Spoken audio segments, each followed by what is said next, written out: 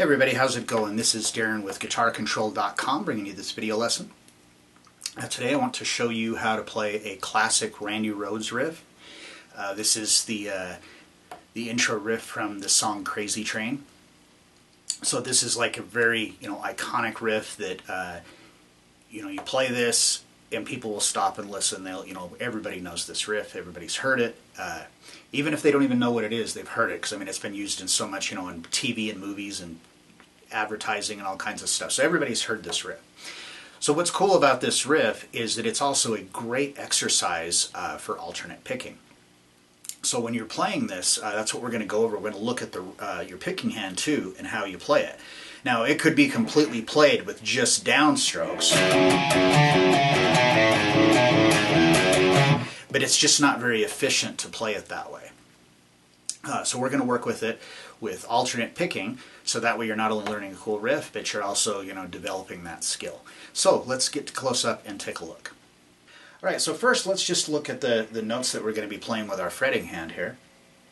So we're going to start off, put your first finger onto the second fret of the low E string. And you're going to pick that twice. And then we're going to go to the fourth fret of the A string with your third finger. Pick it once and then back to the second fret of the low E. So. And then from there, we're going to go back to the fifth string, but this time we're going to go to the fifth fret with your fourth finger. And then back to the second fret of the sixth string. So. And then back to the fourth fret again. So that's like the first part of it.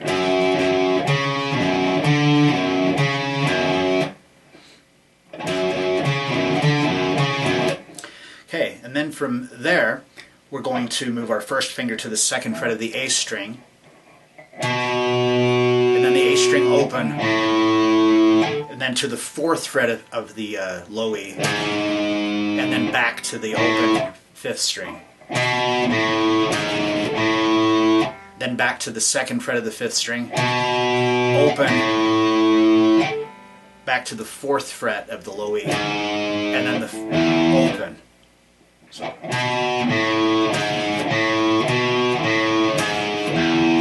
So the whole sequence, and then it just repeats. It just keeps looping. I think it plays it like on the intro. It plays through it 4 times, I believe.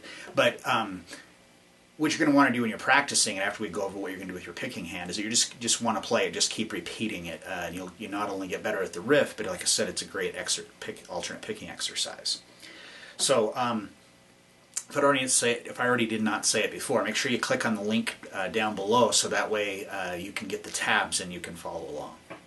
So that whole sequence.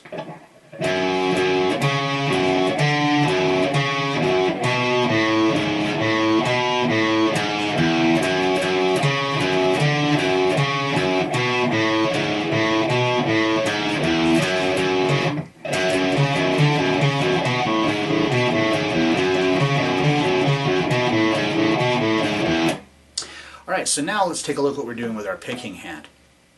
So it's straight up alternate picking. So alternate picking is just when you don't do 2 downstrokes in a row, nor do you do 2 upstrokes in a row.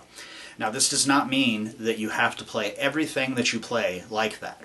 But with alternate picking, if you're good at alternate picking, you get it down to where you don't even have to think about it and your picking hand is just on autopilot doing it. When you go to do something else that would be more efficient for one reason or another to not alternate pick, your right hand, your picking hand, will automatically take the path of least resistance. But if it's something that needs to be alternate picked, like if it's like a fast run, picking sequence, and you're not good at alternate picking, it is incredibly difficult. This was a mistake that I made way early on, and developed a lot of bad habits. It was really hard to go back and correct. So I want to try to hopefully keep you from making those mistakes. So we're starting here on the 6th string, and we're doing down, up, and then when we go to the note on the 4th fret of the A string, it's a downstroke, and then back to the 6th string is an upstroke.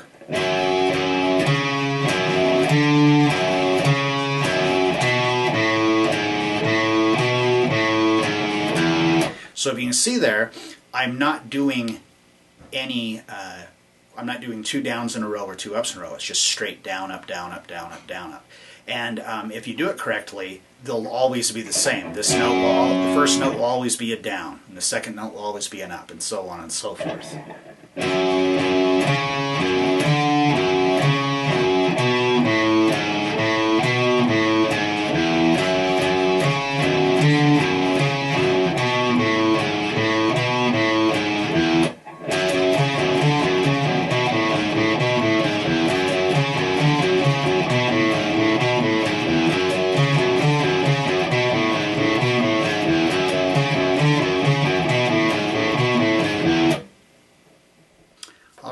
So, I hope you found that helpful.